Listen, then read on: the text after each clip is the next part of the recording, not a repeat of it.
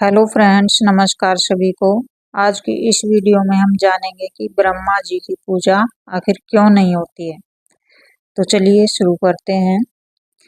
ब्रह्मा, विष्णु और महेश, इन त्रिमूर्तियों को कौन नहीं जानता है। एक और जहां ब्रह्मा जी को सृष्टि का रचयिता माना जाता है, तो वहीं भगवान विष्णु को संसार का पालनहार और भगवान शिव को संहार का देवता माना जाता है। इन त्रिदेवों में से भगवान विष्णु और भगवान शिव की पूजा पूरी दुनिया में होती है, लेकिन ब्रह्मा जी की पूजा संसार में कहीं नहीं होती है। क्या आप जानते हैं ऐसा क्यों है? तो चलिए इसके लिए जानते हैं ऐसा क्यों है। ब्रह्मा जी सृष्टि के रचयिता होने के साथ साथ वेदों के भी देवता माने जाते हैं। उन्होंने ही हमें 4 वेदों का ज्ञान दिया। हिंदू धर्म के अनुसार उनकी शारीरिक संरचना भी बेहद अलग है। 4 चेहरे और 4 हाथ, और चारों हाथों में एक एक वेद लिए ब्रह्मा जी अपने भक्तों के उद्धार करते हैं। लेकिन इस देव की पूजा कोई क्यों नहीं करता है। यूं तो धरती लोक पर ब्रह्मा जी के कई मंदिर हैं, लेकिन वहां ब्रह्मा जी की पूजा करना वर्जित माना गया है।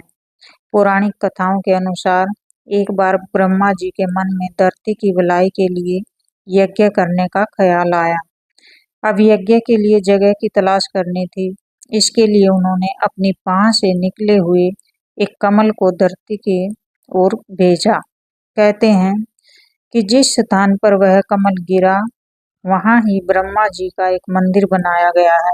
यह स्थान है राजस्थान का पुष्कर शहर, जहां उस पुष्प का एक अंश गिरने से तालाब का निर्माण भी हुआ था।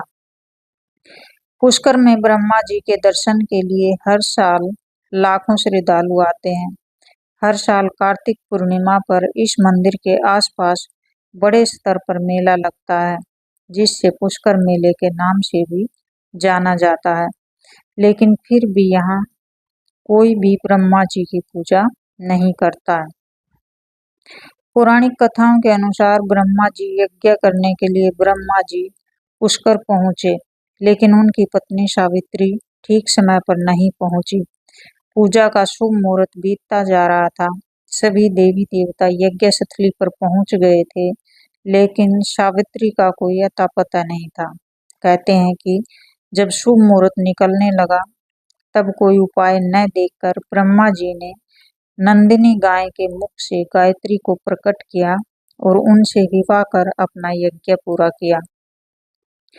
कहते हैं कि जब सावित्री यज्ञ स्थली पहुंची, तो वहां ब्रह्मा जी के बगल में किसी और स्त्री को बैठे देख वो क्रोधित हो गई। गुस्से में उन्होंने ब्रह्मा जी को शाप दे दिया और कहा कि जाओ, इस पृथ्वी लोक में तुम्हारी कहीं पूजा नहीं होगी।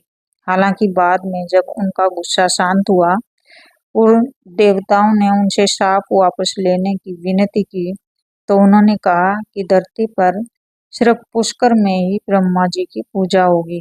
इसके अलावा जो कोई भी आपका दूसरा मंदिर बनवाएगा, उसका विनाश हो जाएगा। पद्म पुराण के अनुसार ब्रह्मा जी पुष्कर के इस स्थान पर 10,000 सालों तक रहे थे। इन सालों में उन्होंने पूरी सृष्टि की रचना की। पुष्कर में मां सावित्री की भी काफी मान्यता है। कहते हैं कि क्रोध शांत होने के बाद मां सावित्री पुष्कर के पास मौजूद पहाड़ियों पर जाकर तपस्या में लीन हो गई और फिर वहीं की होकर रह गई। मान्यता अनुसार आज भी देवी यहीं रहकर अपने भक्तों का कल्याण करती हैं। उन्हें सौभाग्य की देवी माना जाता है। मान्यता है कि मां सावित्री के इस मंदिर में पूजा करने से सुहाग की लंबी उम्र होती है और मनोवांछित फल प्राप्त होते हैं। यहाँ भक्तों में सबसे ज्यादा महिलाएं आती हैं और प्रसाद के तौर पर मेहंदी, बिंदी और चूड़ियाँ माँ को चढ़ाती हैं।